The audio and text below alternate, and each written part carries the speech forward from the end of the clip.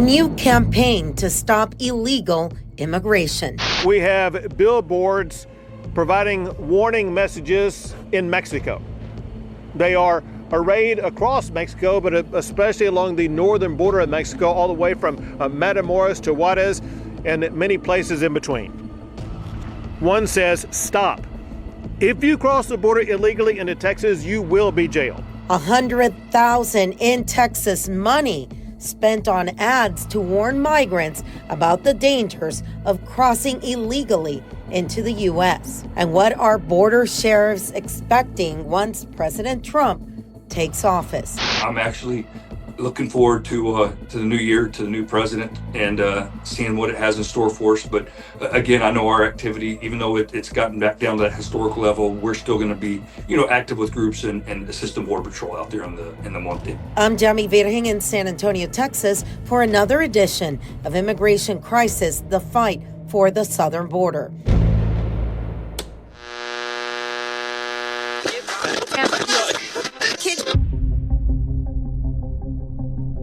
Let's start with some numbers this week. Since October of 2019 until about June of 2024, Border Patrol has encountered about 11 million people trying to enter the U.S. That includes those trying to enter under the radar without inspection.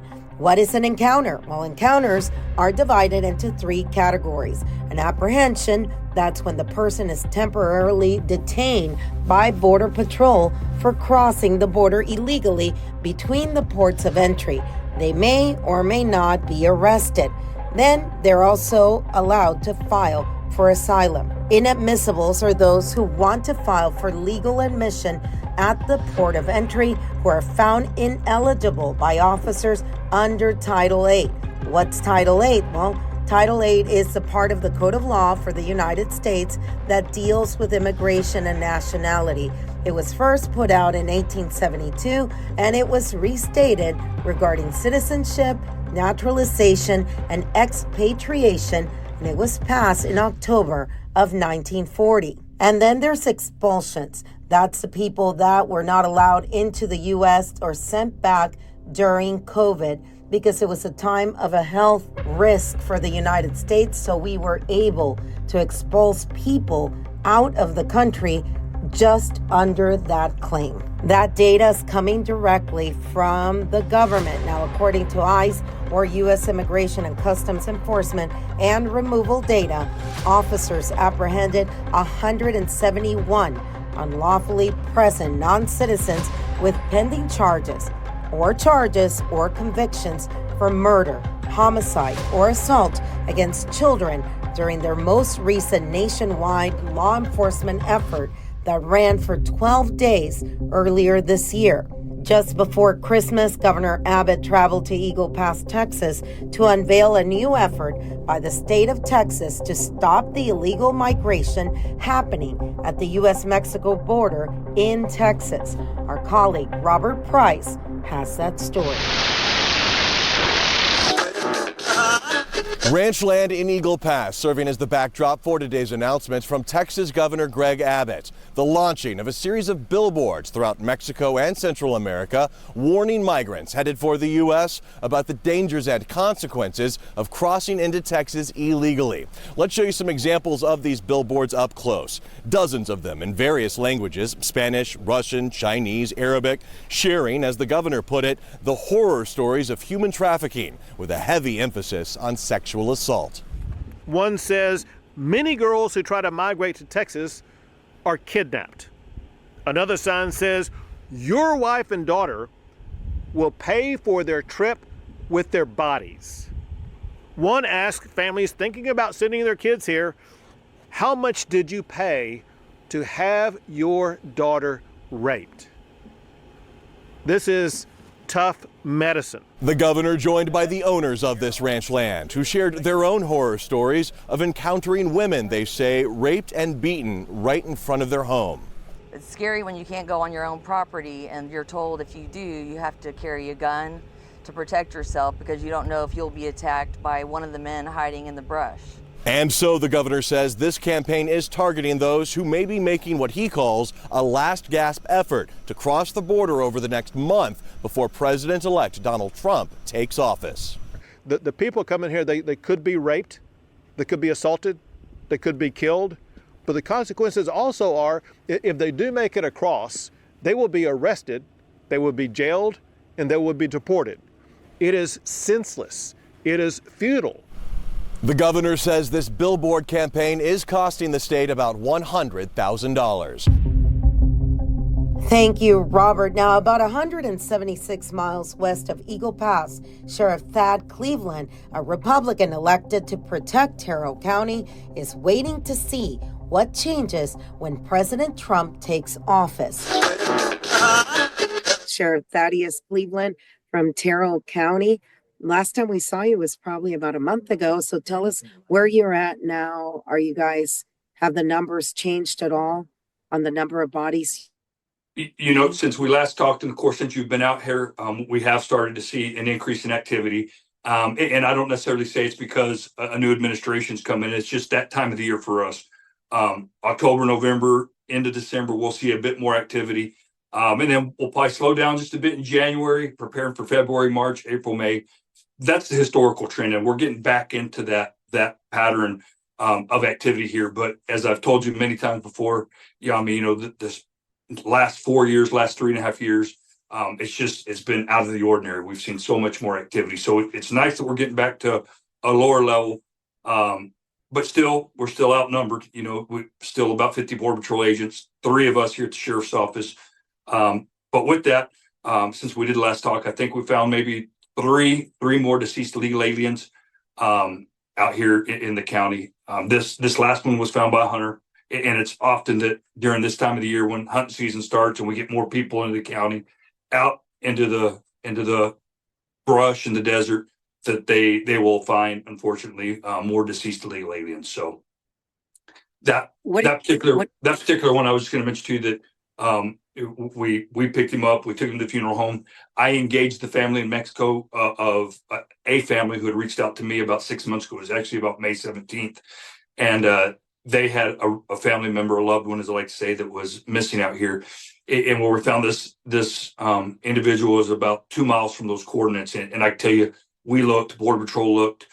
We spent more than one day, I mean, a few days of looking, and ended up being probably about 2 miles from where those coordinates were. So we took him to Texas State University there in San Marcos, and they have a program where they will test the remains for DNA, and then we will work with the Mexican consulate, the family, to see if we can't match up who their loved one is, if it's indeed theirs. Talk to me about the number of people that are coming through right now. And I mean, do they have any idea of who Trump is at all? You know, have you noticed a difference, people waiting for him to come in as president? Well, again, our activity's a lot different than what we've seen happen across the border, the entire Southwest border, the last 3.5, 4 years, where we've had people from all over the world come to the U.S.-Mexico border to basically surrender, to walk across the border and say, hey, I have a credible figure, or I have a need for asylum. What we have here are the vast majority of people from Mexico that are crossing our portion of the border that don't want to be caught. They want to evade. It doesn't mean they're any worse, but they're coming truly to work. I mean, and I know that from interviews, me talking to them. You've been out here before, Yami, and talked to them. So yes, they do know who President Trump is, but they're not trying to make a last-ditch effort to get here. The activity we have here, we will see continue to happen even after President Trump is sworn into office. This is the type of traffic that the U.S.-Mexico border has had for the last 100+ years. This is, as I like to say, just kind of the normal activity that we've always had, at least along this portion of the U.S.-Mexico border. Are you expecting any changes or wanting any specific changes come January 20th? Well, of course, in our area, we are still lacking resources, and I anticipate that at some point, Operation Lone Star will start to go away or fade away, if you will. I think there will still be parts of it that are made available to us. But with that being said, we will engage Operation Stone Garden even more, which is the Department of Homeland Security grant that is for border communities We already participate in Operation Stone Garden. It's been around for quite a while. But I see my own agency starting to kind of switch to that a bit more. But with that being said, again, I just don't see the activity we have here being impacted as much by President Trump coming in. Although our numbers have gone down the last 2 years, we're kind of back in that historical trend, as I mentioned earlier. Our numbers last year really matched up to the last year of President Trump in 2020. And we're fortunately nowhere close to what we were in 2022 when we had that 417% increase of apprehensions when compared to 2020, or that 489% increase in gotaways when compared to that fiscal year 2020. So getting back down to where we can start to focus maybe on some other things in the county and not as much the border. Can you talk to me a little bit about Aerostat? I know that was on your wish list to get Aerostat back out there. Are you still wishing for that? Oh, most definitely. So it was a tool that we had here. Unfortunately, it was deployed in an area that even though it's a good area, we would have liked to see, when I said we, myself and the Border Patrol, and actually when I was still with Border Patrol, we planned its deployment. But it wasn't deployed in an area that we thought would be the primary location for its most effectiveness use. But no, it was a tool that still it did give us that persistent surveillance. That's something we lack out here along the border. We do have some AST towers, those autonomous surveillance towers that work well, but they're in a fixed location. Where at least with the Aerostat, we could, it was designated to one area, but it gave us a permanent persistent surveillance in that area. And it's right really where we wanted it, was on the seam between Del Rio Sector Border Patrol and Big Bend Sector Border Patrol. And we always see that the exploitation of those seams, what we call the seams, where sectors and even stations, their area of operations kind of butt up to each other. So we'll see. I know that the state of Texas was interested in them. I don't see them pulling everything out, so maybe we will see them re-engage the aerostats. And I have to admit, with Rodney Scott coming on board as our commissioner, he knows their effectiveness, and with President Trump coming in, maybe we can see some of that funding coming back and bring those things back online. Those aerostats also pick up the low-flying planes, correct? Have you heard how many planes have gotten in since the one aerostat went down in Eagle Pass? That's the closest one to you, right? Well, we're actually right in the middle of two. We have the one over in Marfa, which is about 2 hours away, and Eagle Pass is just over 2 hours away. So, and really that's historically kind of what, and I think I had mentioned to you. So we used to, like, we lead between Del Rio to El Paso in illegal alien apprehensions, not just as a county, but as a Border Patrol station. We used to lead it in dope seizures, but we haven't seen a dope seizure out here in about 5 years. And I can look anybody in the eye and say it's not crossing. And the reason I can is because if Border Patrol's not catching it, state locals aren't catching it, our landowners aren't seeing it trafficking through their areas. And then most importantly, if we don't have sources of information in Mexico telling us that it's coming, then it's not coming. But what led to its demise out here was the aerostats, the detection of low-flying aircraft that would land in Mexico, but just short of the border. And then they would offload their drugs and backpack them across. They would provide us those coordinates where they would fade off radar. We, in turn, would communicate that to the government of Mexico. That completely dried up the narcotics trafficking. The government of Mexico would make seizures or destroy clandestine airstrips. So it definitely a tool that worked out in this area. Let me ask you, with also all the talk about the drones, have you seen any in your part of the woods? I know that we got some video from law enforcement in Laredo before everybody started talking about the drones, of drones that were near the International Bridge. Have you had any sightings? Yami, out here, we have not had any sightings of drones. And the reason is as the lay of the land, Sanderson's about 20 miles actually off the river. Highway 90 is about 20 miles north of the river. So that 20-mile barrier between Highway 90 and the river, it's, I don't want to say Border Patrol doesn't patrol it. We do, and that's what we call our containment zone. If we can contact and apprehend activity in that area, we're better off, because once it gets north of 90, it's harder for us to, we're still successful, but harder to interdict. So there's really not a huge need for the cartels to surveil us or Border Patrol in our immediate border area, because it's 20 miles to the highway. But in those areas like, Laredo to Nuevo Laredo or Eagle Pass to Piedras, all the way down through the Rio Grande Valley, there's a lot of cartel activity, people that utilize that to surveil Border Patrol, to surveil law enforcement, to make sure their loads make it in successfully and basically just to scout us out. Do you have any part of the fence that was built by any of the three presidents right now in your county?